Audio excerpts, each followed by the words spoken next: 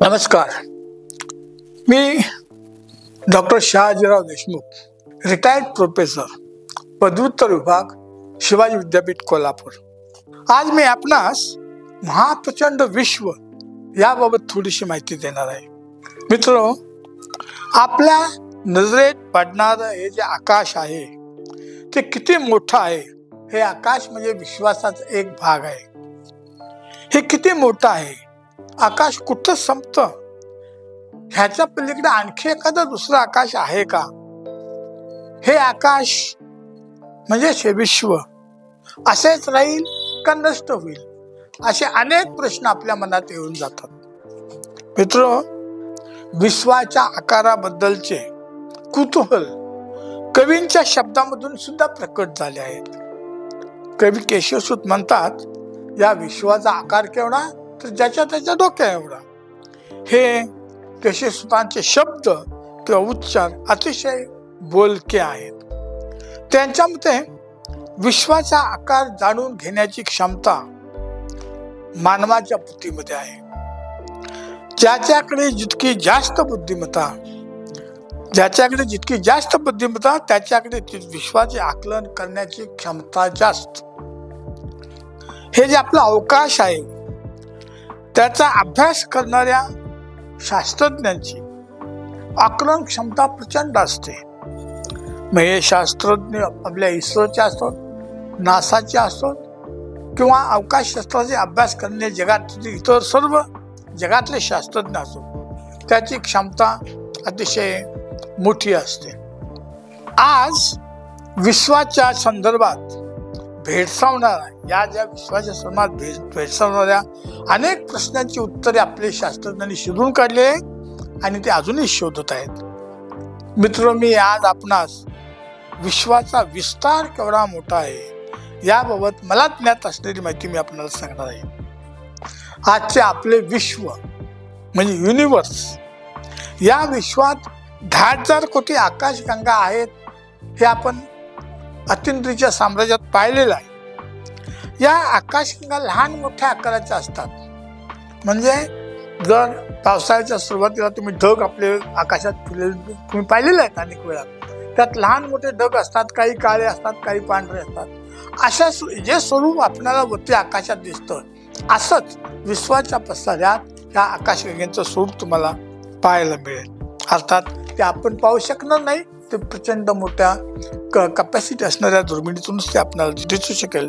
हे फक्त शास्त्रज्ञच पाहू शकतात। प्रत्येक आकाशगंगेत 10,000 कोटी ते 20,000 कोटी तारे आहेत। तसंच प्रत्येक आकाशगंगेत कमीत कमी 100 कोटी ताऱ्यांना ग्रहमालिका आहेत। प्रत्येक आकाशगंगेच्या मध्ये 100 कोटी ताऱ्यांना ग्रहमालिका आहे। या 10,000 कोटी आकाशगंगेत आपली एक आकाशगंगा आहे, तिचं नाव मंदाकिनी।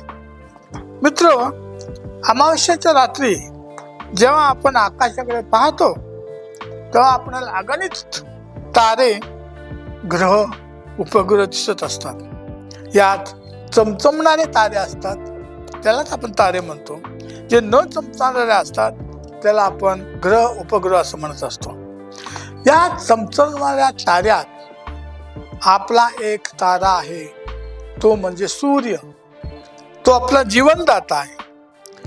त्याला एक ग्रहमालिका आहे। या ग्रहमालिकेत 8 ग्रह आहेत। ते ग्रह बुध ग्रह, शुक्र, पृथ्वी, मंगळ, बृहस्पती, शनी, युरेनस आणि नेपच्यून असे 8 ग्रह या आपल्या मालिकेत आहेत। आणि त्यातला आपला हा पृथ्वी एक ग्रह आहे, ज्याच्यावर हा एकमेव ग्रह असा आहे की ज्याच्यावर जीवसृष्टी उपलब्ध आहे। म्हणजे त्याचा पूरक असणारा ऑक्सिजन वगैरे तुम्हाला या ठिकाणी पाहायला होतं। सूर्यापासून हे अंतर साधारणतः 15 कोटी 30 लाख किलोमीटर अंतरावरती आहे आणि आपण सर्व या ग्रहावरती स्थापित आहोत।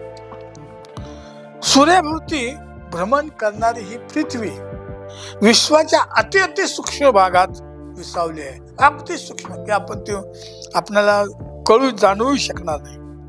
मित्र, तुम्हाला माहित आहे, अनेक गावांचा मिळून एक तालुका होतो, अनेक तालुक्यांचा मिळून एक जिल्हा होतो, अनेक जिल्ह्यांचं बनतं एक राज्य, आणि अनेक राज्यांचं बनतो एक देश, जसा आपला भारत देश.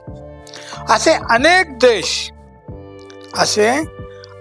देश मिळून बनतं आपलं जग.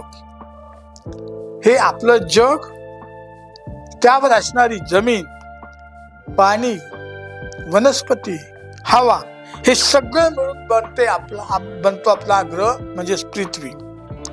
ही पृथ्वी आपल्या आकाशगंगेचा एक भाग आहे, कारण हा पृथ्वी सूर्याचा ग्रह आहे, सूर्य आकाशगंगेचा एक भाग आहे. म्हणजेच पृथ्वी सुद्धा ही आपल्या आकाशगंगेचा एक भाग आहे. कुठंतरी अगदी अति सूक्ष्म भागामध्ये ही विसावलेली आहे. अशा या आपल्या आकाशगंगेचा आकार सर्पिलाकृती आहे. त्याचा मध्यभाग फुगीर असतो. मित्र, आता अधिक महत्वाचे, आकाशगंगेच्या एका टोकापासून दुसऱ्या टोकापर्यंत प्रकाशाच्या वेगाने जाण्यास लागतात 1,00,000 वर्ष, प्रकाश वर्ष. प्रकाशाच्या वेगाने जरी गेलं तरी लागतात 1,00,000 प्रकाश वर्ष. हे अंतर साधारणतः 9.46 बिलियन किलोमीटर्स असतं. 9.46 बिलियन किलोमीटर्स. अशा विश्वामध्ये 10,000 कोटी आकाशगंगा आहेत. अशा विश्वामध्ये 10,000 कोटी आकाशगंगा आहेत. विश्वाच्या एका टोकापासून दुसऱ्या टोकापर्यंत जाण्यासाठी प्रकाशाच्या 10 पट वेगाने जरी गेला, प्रकाशाच्या 10 पट वेगाने जरी एखादं यान गेलं किंवा निघालो, तरी हा प्रवास पूर्ण करण्यासाठी लागतात 3,00,000 प्रकाश वर्ष. हा प्रवास पूर्ण करण्यासाठी लागतात 3,00,000 प्रकाश वर्ष.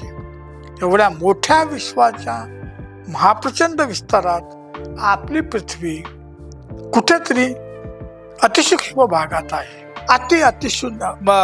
सूक्ष्म भागात ही आपली पृथ्वी आहे. अशा या पृथ्वीवर 195 देश आहेत. आता त्या देशाची संख्या बदलते, तुम्हाला माहिती आहे. असे पृथ्वीवर आता देशाचे 195 देश आहेत. ह्यातीलच आपला एक भारत देश आहे. कुठेतरी असेल. एवढ्या मोठ्या विश्वाच्या पसाऱ्यात भारत कुठे असेल? एवढ्या मोठ्या विश्वाच्या पसाऱ्यात भारत कुठे असेल? इतके अतिसूक्ष्म स्थान असणारा भारत, मित्रो, महाप्रचंड विश्वाचा गुरु कसा होईल? इतके अतिसूक्ष्म स्थान असणारा भारत विश्वाचा महाप्रचंड विश्वाचा गुरु कसा होईल? म्हणजे विश्वगुरु कसा होईल आपला हा भारत? शक्य नाही. तसंच याच भारतातील एखादी व्यक्ती विश्वगुरु कशी होईल? हे कदापि शक्य नाही. असं होऊच शकत नाही. मित्र हो, आणखी त्याच्याविषयी आपल्या याच्यामध्ये आणखी एक विश्वगुरु आता होते म्हणा किंवा आहेत. या गुरुच्या नजरेत संपूर्ण विश्व सामावलेलं होतं. त्याला विश्व केवढं मोठं आहे याची पूर्ण जाण होती. या विश्वाचा त्याला अंदाज होता. म्हणूनच त्यांनी विश्वाच्या कल्याणाकरता बसायदान मागितले. मित्रो, हे एकच विश्वगुरु होते आणि आहेत म्हणा, संत ज्ञानेश्वर महाराज हे एकमेव विश्वगुरु आजपर्यंत होते. दुसरा कोणीही गुरु नव्हते. तसंच जगद्गुरु संत तुकाराम महाराज यांना सुद्धा जगद्गुरु असं म्हटलं जातं. म्हणजे हा जगद्गुरु सुद्धा या विश्वामध्ये एकमेव, जे जगामध्ये एकमेव होते ते म्हणजे संत तुकाराम महाराज. म्हणजेच संत ज्ञानेश्वर महाराज विश्वगुरु आणि संत तुकाराम महाराज हे जगद्गुरु, हे दोनच गुरु आज अखेर आपल्याला ऐकायला किंवा पाहायला मिळतात. ह्याच्यापेक्षा दुसरा गुरु आतापर्यंत नाही. विश्वगुरु नाही किंवा जगद्गुरु नाही आणि पुढच्या काळात कधी होणेही शक्य नाही. नमस्कार. आपल्याला जर हे आवडलं तर लाईक करा, सबस्क्राईब करा. काही शंका असेल तर मला विचारू शकता. नमस्कार.